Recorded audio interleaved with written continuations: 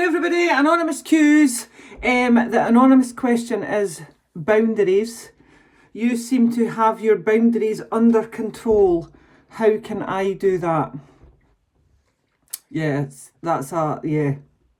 Yeah, I haven't always been this awesome with my boundaries, to be fair. Alright, so I'm going to try and give you some top tips. Alright, so first of all, well done for being aware that you need to set boundaries. Now, obviously, this is an anonymous question, so I'm not really sure in what context you're speaking about boundaries, but it did take a lot of practice, right? And it took a lot of writing stuff down. So I am a big believer in journaling. I never used to, right? I used to think it was tree hugger woo-woo shit, right? But it does actually help.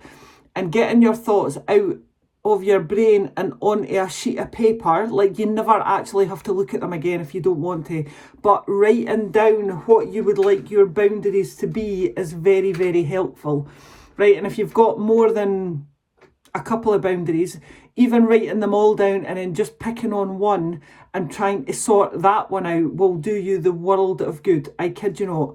Right, so boundaries. So for example, I'm trying to think, obviously this is a midlife lady anonymous question, all right? So I'm trying to think like boundaries wise, right? So just say you need some time to yourself, right? So you've got a husband, you've got a job, you've got bairns, and you're literally not getting any time for yourself, right? So it could be something as simple as, like, for example, when you come to the gym, all right, obviously you all come to Ladies That Lift, so you have some kind of boundaries set already, so take that as a win, all right?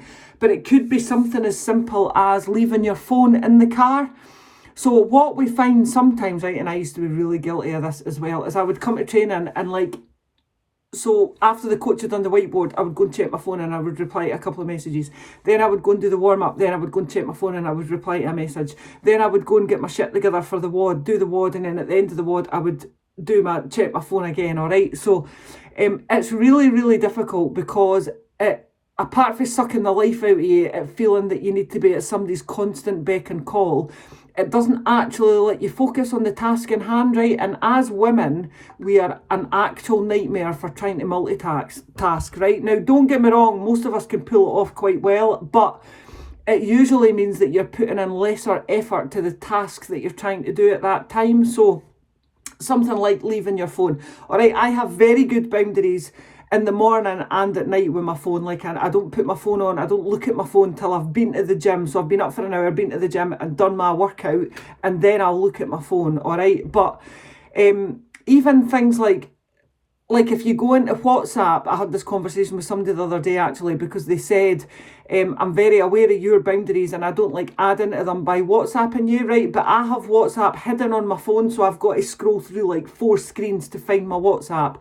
I also have my notifications turned off on WhatsApp, so I'll only check WhatsApp when it pops into my head to check WhatsApp. I'm not guided by my notifications. So if you go to a group in WhatsApp and swipe right, it gives you the chance to mute the group, so you can mute the group and it still stays at the top of your WhatsApps when you get a notification, but it just doesn't ping your notifications on your phone, all right? Social media is the same. I don't have notifications switched on for my Facebook or my Instagram. I just go in and check it like mid-morning and then after my lunch, and then maybe when I get home from work about 5:30, all right? So you need to set your boundaries, all right? And you need to decide like what they are, right? So nobody in your household is going to say to you, oh yeah, just I'll tell you what, you just go and take a couple of hours out and I'll go and do all the shit that you would normally do in a couple of hours. Because let's face it, most people have no idea the shit that you have to get through, all right? But try not to get overwhelmed and try not to